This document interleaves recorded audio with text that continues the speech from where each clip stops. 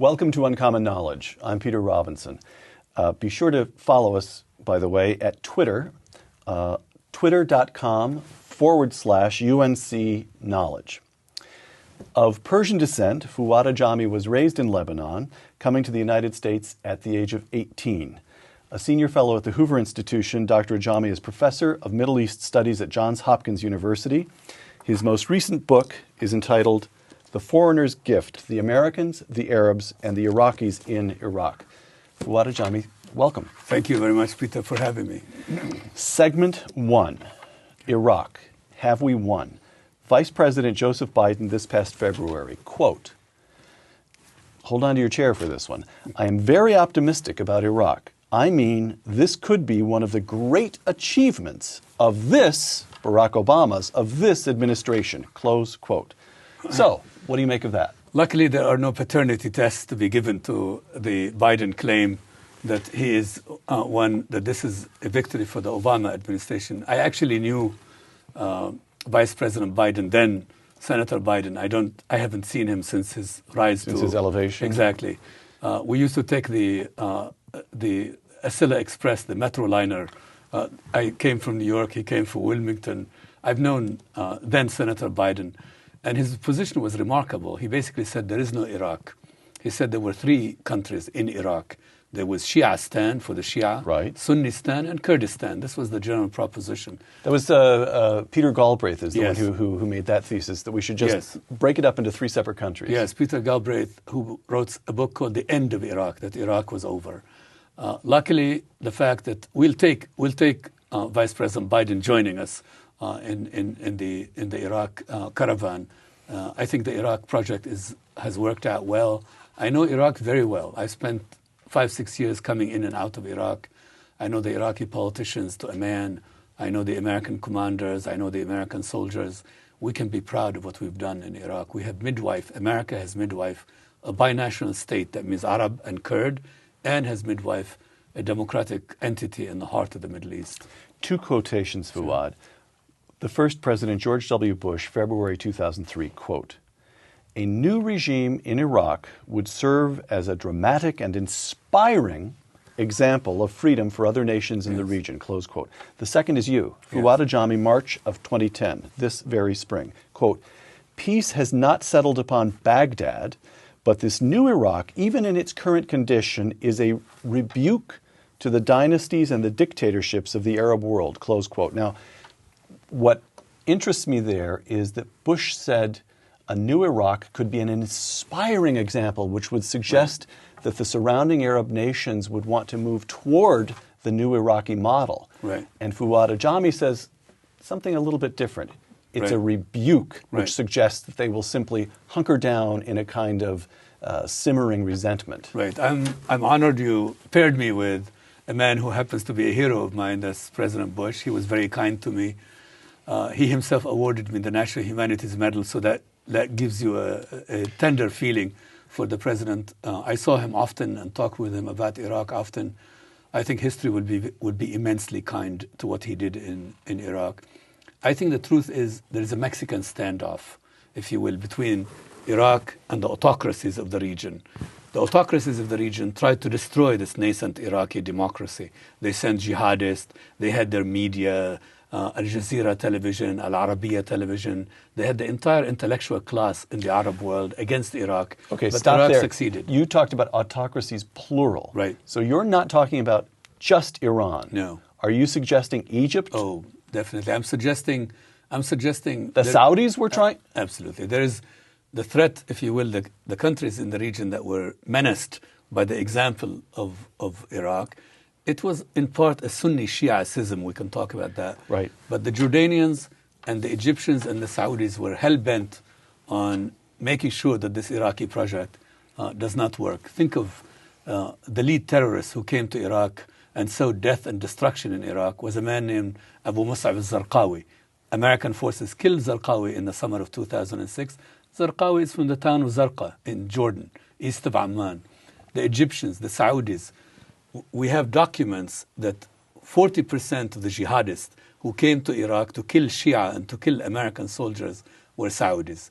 20 or so percent were Libyans. So by and large, And your contention is that the House of Saud has enough intelligence in its own. They knew what was going on. They looked the other way. I mean, they looked the other way because anyway, the House of Saud didn't like this Iraqi experiment. It was secular, it was democratic, it was Shia, and don't forget, it was going to be a rival in oil production. So there were many, many reasons, economic as well as philosophical, as well as who's going to be America's base, favored base in the region. Is it going to be Saudi Arabia, or will this new Iraq be a competitor for America's attention? So the Saudis knew what was going on. All right. So now give me your analysis of the current mind of Barack Obama. He ran against the war in Iraq, and now he has his vice president saying, oh, this is one of our great achievements. Well, I think Barack Obama, remember, his war isn't Iraq. His war is Afghanistan. Because in the discussion leading up, if you will, to the election, Barack Obama made the case that there are stupid wars and smart wars. Right. There are wars of necessity and wars of choice. So he claimed the Afghanistan war as his kind of war, that this is the war he would fight. This was the war of necessity, and this was the good war. And he branded Iraq as a war of choice and a bad war. And indeed, in his trip to Cairo for the famous speech he gave on June 4, he maligned Iraq before other Arabs. He maligned the Iraq war. But now he's glad to have it because it is working, it's a success. Segment 2, Afghanistan. 2 different events. Last December, President Obama decided to commit an additional 30,000 troops to Afghanistan, bringing the total American force to about 100,000. Item 1. Item 2, this past spring, President Karzai of Afghanistan gave a speech that amounted to a diatribe against the United States. Karzai spoke of, quote, countries like Afghanistan, where there are more than 100,000 foreign troops, they, meaning foreigners, pursue their own interests. A very thin curtain, quoting the president of Afghanistan, a very thin curtain distinguishes between cooperation and assistance with the invasion, close quote. Karzai went on to warn that he too might join a campaign of, quote, national resistance, close quote. What is going on? There you go, Peter. Don't go to the Hindu Kush mountains for gratitude. This is, this is the lesson. Hamid Karzai is a bandit chieftain. That's the tradition he comes from. And there is something... He's a bandit chieftain, and you say that in the nicest possible way. I mean, he's just a bandit. All right. Hamid Karzai, as we know, basically, and the cat was let out of the bag by our ambassador, the U.S. ambassador to Kabul, General Eikenberry, who happens to be both an ambassador and a former commander in Afghanistan. He said that Hamid Karzai and his people have no interest in the U.S. leaving Afghanistan. They want the U.S. stuck on the scene. They want the money of the U.S., they want the support of the U.S., and Eikenberry's ambassador, former general, said this in a memorandum which somehow ended up in the New York Times. Absolutely. All right. There is, as we know, and that's correct. His assessment was correct. His assessment was completely on the mark. And the dark message of his assessment, the Afghan campaign can't be won. That the Afghans really have no interest in the U.S. leaving their country. And he said of Karzai, he has no interest in assuming burden of governing Afghanistan. And so comes this Hamid Karzai going rogue on us, if you will. That's the description. Borrowing the title of Sarah Palin's book, I said, we have an ally in Kabul who's going rogue on us. And this is the dilemma of America in Afghanistan. So that in running against the war in Iraq and saying that was the unnecessary war, but saying Afghanistan is the necessary war, right. Barack Obama chose the harder of the two, in a certain sense. Iraq is a real country, sure. Some tens of millions of people, absolutely. With a real capital city, a history of trade and commerce, oil reserves. The elite had an interest, commercial interest, historical interest, in reviving their nation. And in Afghanistan, it isn't really a nation. Is that what you're arguing? Well, that's exactly my argument, and you put it better than I've been able to put it. It's fine. I'll borrow your words. I always describe Afghanistan as the revenge of the Iraq War. We trashed the Iraq War, and then, therefore, President Obama claimed that Afghanistan is the good war. So we now have this good war of necessity going very badly. And in my opinion, there's nothing to be gained in Afghanistan. We say that Afghanistan is a central front in the war on terror. But look what's happening today. It's whack-a-mole. We say it's Afghanistan, but it turns out Yemen is now more important than Afghanistan. So, look, I was a hawk on the Iraq war. and I didn't question the Iraq War. I haven't really written much about Afghanistan by way of criticism. I've written something analytical, but I have dark thoughts about Afghanistan and whether Afghanistan is worth American blood and American treasure. Well, I didn't expect you to be quite that grim about. So was the commitment of 30,000 additional a mistake? Look, I'm the proud uncle of 2 captains in the U.S. Army, and congratulations. Thank you. And one of them is in, maybe one of them is in Special Forces. I mean, these boys will end up there, as many of their colleagues whom I knew while they were at the military academy. This is a very big commitment for our country and a very serious commitment. And I honestly don't know how it ends. Because Afghanistan... You can't even see a way in which it should end. It just doesn't You can't see a way of putting the pieces together. It just doesn't end well. I'll give you an example. Take Hamid Karzai, Dapper Don, the Dapper Hamid in Kabul. Hamid Karzai is a Pashtun by ethnicity. Yes. Which is about 60% of the population. Well, actually, in all these countries, numbers are tricky because everyone claims they're whatever. But I think the trouble with Afghanistan is there is no majority. Because even the Pashtuns are a plurality. I see. But this regime in Kabul right now is really basically, in the view of the Pashtuns, it's a Tajik regime. And they view Hamid Karzai as the cat's paw of a Tajik regime. So our dilemma as an outside power, we came into Afghanistan from the north. We bonded with the Northern Alliance. And the Northern Alliance was Tajiks and Uzbeks and Hazara. While the Pashtuns, who believe that Afghanistan is theirs, in fact, they feel very alienated from the American effort, and they feel very alienated from one of their own, which is Hamid Karzai. And that's why Karzai made these statements about the U.S. It was to curry favor with his own Pashtun community, which feels that he is a traitor to the cause. Okay, so I'm the layman here. Let me try to here's what I think I understand so far. Correct me. In Iraq, you have a country, which is a country for at least 80 years, and then those 3 regions have a history together that goes back through the centuries of the caliphate and various. Right. All right, so you actually have a region, an elite, a trading tradition. It's fine. So when we go in and engage in nation building with reluctance and but we engage in nation building, there's a nation to rebuild. In Afghanistan, there's no nation to rebuild. On the contrary, what you have is a very concrete, specific, and historically grounded tradition of tribal warlords, regions, constantly seeing things. So it's not even as if we have a clean. You would almost do better trying to build a nation in the Sahara. At least we'd be starting from zero. Absolutely. Now the notion is we have to overturn a tradition of centuries standing. So this is pretty close to crazy. Right, I think you have it absolutely right. Look, Iraq is a river society. And it's a river. I mean, there is the Tigris and the Euphrates. Right. And there is a civilization which was always centralized. The Babylonians, the Assyrians, the Sumerians, the Abbasids, the British hegemony, then the independent Iraq. And think of the Iraqi government as a big ATM machine. There's oil money, and everybody wants this oil money. And then holds them together, if nothing else. Yes, if you're the prime minister of Iraq, you're a rich man, and people want your favors. And you can centralize power. Like take even Kurdistan, which is supposed to be autonomous. It's autonomous, to be sure.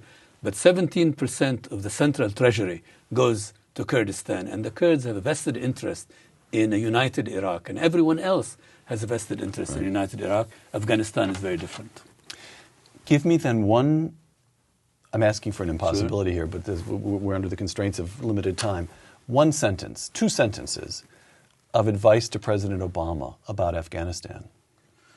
Well, I don't think President Obama should make Afghanistan the so-called central front on the war on terror, because in the bazaar that just increases the price of the Afghan real estate. It gives the Afghans a sense they could blackmail us, that we're so dependent on their largesse and so dependent on their hospitality. We must tell the Afghans unequivocally that we have other concerns in this war on terror, that Afghanistan is not the central front on the war on terror. All right. Segment 3, Fouad, Iran. Sure. Let me quote you. The theocracy in Iran was said to be waiting on an American opening, and President Obama would put an end to 3 decades of estrangement between the United States and Iran. But in truth, Iran never wanted an opening to the United States. Close quote. Why not? You have cut to the heart of what I've been saying about Iran for a long time. I'm grateful to you for, it's interesting that you found that argument. Because here's the thing, for 8 years, particularly under George W. Bush, the left beat up on President Bush by saying, if you only extend an olive branch to the Iranians, if you only don't include the Iranians in the axis of evil, see, the Iranians are desperate for an accommodation with the United States. My view was always that the Iranians had no interest in any accommodation with the United States. They can survive the sanctions we impose on them because they can turn to the Italians, the Japanese, the Chinese, and others. And in fact, they never wanted an accommodation with the United States. And as soon as Barack Hussein Obama came into office, he genuinely believed that because his middle name is Hussein and because the patron saint of Iranian Shiism is Hussein, that he can make a deal with the Iranians. The Iranians wanted no deal of any kind. Fouad, let me give you another quotation. The question I have is, what do they want? How are we to understand this regime? Let me quote you again. There are Iranians yearning for liberty, but we should not underestimate the power and the determination of those moved by the yearning for piety. Right. Close quote. I'm about to say I give up because, in fact, you've, again, found these passages which to me go to the heart of this debate about Iran. I'm worried about people who believe that Twitter and Facebook and so on will overthrow the Iranian regime. I have many, many Iranian friends. I respect their desire to see their country overthrow this tyranny, this theocracy. My worry is it can't be done that easily. My worry is that the regime which is invested in the lower middle class, a regime which has these besieged, millions of volunteers, they're vigilantes, a regime which is anchored in the Revolutionary Guard, which is the most radical element in Iranian society, and a regime which is a petrocracy. It's petroleum and autocracy. It's a petrocracy, a regime which has oil money, that with this oil money, the supreme leader can violate and can defy the laws of gravity in Iran, and he could actually keep his regime going. It won't be easy to see the end of this regime in Iran. All right. In Iraq, you've got an elite that understands the trading, commercial tradition, understands it sitting on top of oil, wants to hold the country together if for no other reason than commercial purposes. In Afghanistan, if I'm understanding you correctly, the best brief description of the right way to think about it is warlords. Right. They want to defend their own villages. They want the honor of their family and their tribe. Right. And they want to make money and do deals. Fine. In Iran, what is it? Do they want regional dominance? Yeah. Do they want a Shia caliphate? Right. What do they want? Well, actually, the Shia part of the Iranian thrust for power is really minimized because the Iranians are hell-bent on showing other Muslims, meaning majority Muslims, meaning Sunni Muslims, that they're not a sectarian regime. It's no mystery for what the Iranian theocrats want. They want dominion over Persia itself, over their own land, over their own power, over their own oil money, and they have that. They have pretty much, in fact, imposed their will on the society. And then the Persians are only 65% or so of the population, so they have a lot of minority groups. Absolutely, but the dominance of the Persian element is very strong. So I think in the case of the Iranians, you now have to think of Iran as a power also of the Mediterranean, that thanks to the money they have invested in both Hezbollah in Lebanon and in the Hamas movement in Gaza, Iran has become a substantial and powerful member all the way to the Mediterranean. So the program continues. The Iranians have an idea of themselves as a large, big, important nation, and they have an idea of the rights to acquire nuclear weapons, and they have an idea of their ability to awe and dominate the region around them, the Persian Gulf. And I think that the program is on. Testifying before Congress in April, the director of this month as we tape, the director of the Defense Intelligence Agency, Lieutenant General Ronald Burgess, was asked how long it would be before Iran could produce enough highly enriched uranium to make a nuclear weapon. General Burgess replied, quote, "We're talking 1 year," close quote. Should the United States tolerate a nuclear Iran? And if not, what can it do? Well, you know, I'm not the weapons. I don't know much about nuclear technology and nuclear affairs, but it would seem we now even have the authority of none other than Defense Secretary Bob Gates saying we can't really do much about Iran's quest of nuclear power or nuclear capability. Now, there is a trick here. But wait, how do you read that memorandum from Gates that was leaked a couple of weeks ago in which he says we need to develop fallback positions? Is the Secretary of Defense saying as an analytical matter there's very little we can do? Or is the Secretary of Defense reading his Commander-in-Chief and saying, in effect, since you're not willing to go in and prevent them from acquiring nuclear weapons, we need to consider fallback positions? I think it's the former. I worry. You do? Yes. Right. I think Defense Secretary Gates is very interesting. He was always close to this big Brzezinski. That always worries me about him. And in fact, I think there is already sort of smuggling into the debate on Iran that we should now think about Iran after the bomb. Already? Yes. And anyway, there is something of a distinction between, like Iran could have the fuel, the design, the detonator, and it could, without getting into the so-called breakout phase, becoming a real nuclear power. It could be a virtual nuclear state without triggering the idea and the reality that it is now armed with nuclear weapons. I think it's a very dangerous business, and I think the options are not pretty. We either take it to the Iranians and try to stop their nuclear program and tolerate the collateral damage, if you will, the side effect, terrorism, radicalism, and the like. They will fight us in Afghanistan. We are close to them. They will make the life of our soldiers in Iraq more difficult. They have Hezbollah in Lebanon. They can strike at the Israelis through the Lebanese. They have plenty of ways of fighting back. They have plenty of ways of fighting back, but I agree with what then candidate Senator John McCain said. He said, hitting Iraq is bad, but there's one thing worse than hitting Iran, than attacking Iran, which is allowing Iran to become a nuclear power. All right. Segment 4, Israel. Sure. From an open letter to President Obama, published in April by Ronald Lauder, sure. President of the World Jewish Congress. Quote, this is a letter that appeared in newspapers all over the web.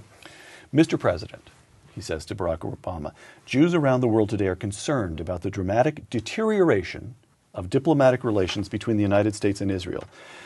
The Israeli housing bureaucracy made a poorly timed announcement. This is when Joe Biden was in Israel, and your administration branded it as an insult. Our concern grows to alarm as we consider some disturbing questions. Why does the thrust of the administration's Middle East rhetoric seem to blame Israel for the lack of movement on peace talks? Close quote. Are you willing to stipulate that he's correct, that under this administration there's been a deterioration in diplomatic relations between the U.S. and Israel? I think, look, Ron Lauder is very close to Prime Minister Netanyahu. He's always been close to Prime Minister Netanyahu. So all the commentary on this open letter to President Obama proceeds from the right conclusion that obviously this letter was cleared with Prime Minister Netanyahu. There is no way that Lauder would have taken that letter public had Prime Minister Netanyahu said this is a bad idea. Right. I think things are not good between the U.S. and Israel in the presidency of Barack Obama. All right. I think it almost harks back. There was a period of time when Bush Sr., Bush 41, entered into a test of wills with then Prime Minister Ishaq Shamir, and it went badly for Ishaq Shamir. We are now in a bad season, in a hard season in the relationship between the U.S. and Israel. More from Ronald Lauder's open letter to President Obama. What are America's strategic ambitions in the broader Middle East? The administration's desire to improve relations with the Muslim world is well known, but is friction with Israel part of this new strategy? Right. Is it assumed that worsening relations with Israel can improve relations with Muslims? Rough up the Israelis and things will get better with the Muslim world. Do you think, is that what the administration is thinking? I don't know about this. It's also, if they are thinking, it's a bad strategy. Because you don't ditch your ally in order to make an appeal to someone else. Because in fact, one thing about the greater Middle East is people have a real interest. They have a real scent for a foreign power. What's a foreign power up to? What is it made of? I like a quotation that was made by the late Pakistani dictator Zia al-Haq, when he once said, look, being an ally of the United States is like sitting on the bank of a great river. The ground is lush and fertile, but every 4 to 8 years the river changes course and you find yourself sitting in a barren desert. People worry whether we are really, in fact, friends for the long haul, for the tough period of time. What's clear? There is philosophically and temperamentally a divide between the Obama administration and the Netanyahu government. And what's also clear... Over what? What's the substance? Well, I think the Obama administration is convinced that you need to put forward a peace process in motion. And that if the Palestinians don't want to negotiate with Israel, you should have something like proximity talks. Don't bring the Palestinians to direct negotiations with Israel. Let's do it through American auspices. And if President Obama is also there are entreaties to him saying you should have your own peace plan. If the Israelis and the Palestinians can't offer their own blueprint for peace, there should be an Obama blueprint for peace. Israel has never liked that, because that, by definition, will put Israel at odds with the United States. And that's really the diplomatic dance in this. One last quotation from Ron Lauder's letter. Shouldn't the United States remain focused on the single biggest threat that confronts the world today, and that threat is a nuclear-armed Iran? Sure. So, you and I have talked about Secretary of Defense Gates and the memo that was leaked in which he says, let's consider fallback. Effectively, how do we handle a nuclear Iran? So if you're Benjamin Netanyahu and you are charged with the defense of the state of Israel, Absolutely. Are you not thinking, it would seem to me entirely plausible to suppose that the cabinet is meeting 2 and 3 times a week and getting the latest intelligence from Mossad, and they're trying to decide if they have to go, if their duty to their nation requires them to go in and see if they can set back the Iranian nuclear program. Is that plausible? I would think it's part of the job requirement of being an Israeli prime minister is to think about what Iran is doing every day, because that's your constitutional oath of office. You have to protect the citizens of the state of Israel. And the Israelis can't be complacent about Ahmadinejad talking about eliminating Israel, denying the Holocaust. Stop there. How do we understand that? Is he serious? Is he crazy? How do we understand a man like that? He's both a true believer and a deranged man. And the combination is not impossible. He's a true believer. That's what he believes. And remember, he comes from the Revolutionary Guard, this most radical element of the Iranian regime. And I think that he's not the most powerful man, by the way, in Iran. I mean, Iran isn't about Ahmadinejad, but nevertheless, he is the faithful son, so to speak, spiritually and philosophically, of the supreme leader. He is a deranged man and a dangerous man.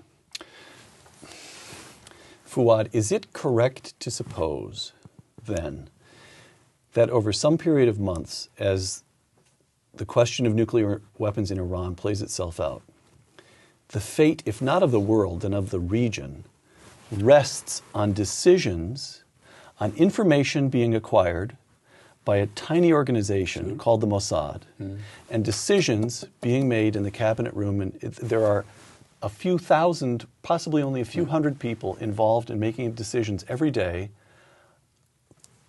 the import of which is so significant that what happens in Afghanistan could pale by comparison. Is that right? No, is this what's going on? You're absolutely right. Look, Iran is hell-bent on acquiring nuclear power. They say power, but they really mean weapons. They're not going to acquire nuclear technology and leave it at that.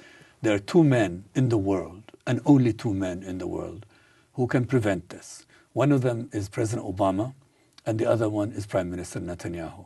So either President Obama or Prime Minister Netanyahu puts a halt to this Iranian drive, or the Iranians will have what they want, what they've been after. All right. Segment 5, the nature of the threat. We just had Mark Stein here. Sure. So let me test out the thesis. In America alone, Mark Stein presents the startling demographic argument, which is fundamentally that Western populations in Europe are shrinking, Muslim populations are expanding, and there's a kind of vacuum. Muslims are moving into Europe. So, and furthermore, and now this is the bit I'd like you to evaluate. I'm going to quote Mark. There are moderate Muslims, but no moderate Islam. All of the official schools of Islamic jurisprudence commend Sharia and jihad. Right. So a moderate Muslim is moderate to the extent that he's a little relaxed about the practice of his own faith. Yes. I don't agree with Mark Stein. You don't? No. I was born a Muslim. I was born to a Muslim secular family. I was born to a Muslim secular Shia family in Lebanon. My family were modernist. They interpreted the faith in a moderate way. None of the women in our family were ever, veiled. It was a modern interpretation of Islam. They thought of themselves as good Muslims, and they didn't want these radical Islamists telling them how to worship and how to practice their own kind of Islam. But people who say that there is no moderate Islam trouble me, because I know that the battle for Islam is not yet lost. And if I may say here, be a slight propagandist for this project we are doing at Hoover on Islamism.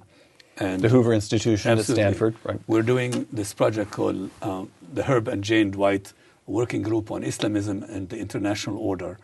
And we have a series of good working papers. We have books that a couple of them have already come out, more to come. We don't believe the battle for Islam is lost. We believe it's an open battle. We know that the Islamists, the radical Islamists, are trying to hijack the faith and weaponize Islam, so to speak, to use that term. But I can't go that far and say there is no moderate Islam. I know, for example, there are many jurists in the Islamic world who are keen to get Islam back from the radicals. I know there are even Saudi jurists in the heart of Saudi Arabia who now understand that the drift toward radicalism is now a menace to the kingdom.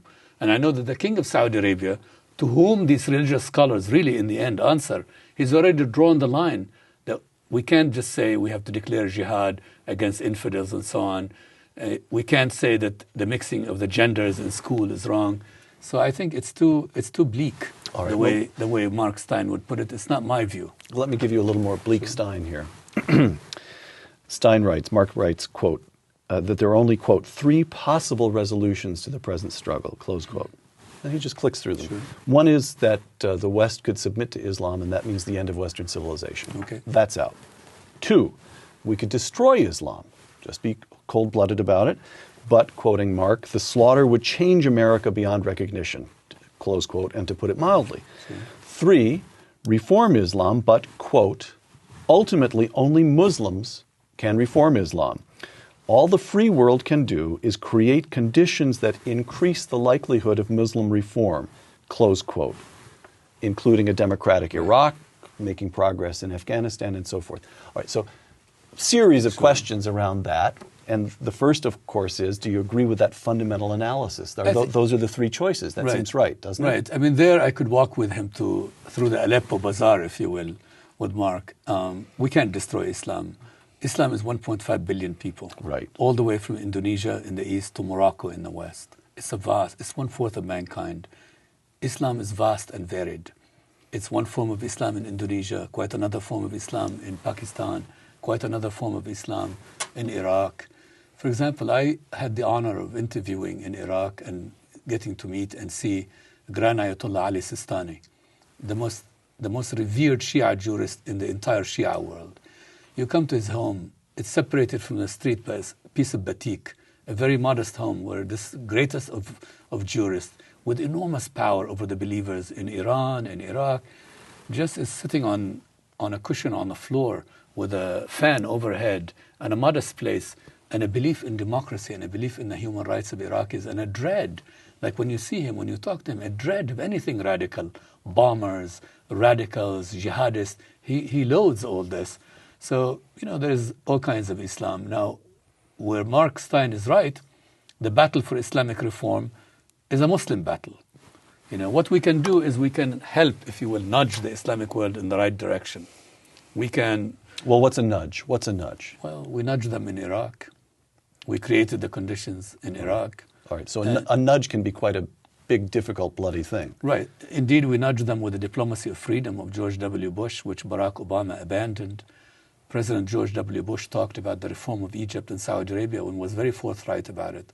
Fouad Ajami on Barack Obama's speeches in foreign capitals, quote, while the Europeans and Muslim crowds hailed him, they damned his country all the same. Mm-hmm.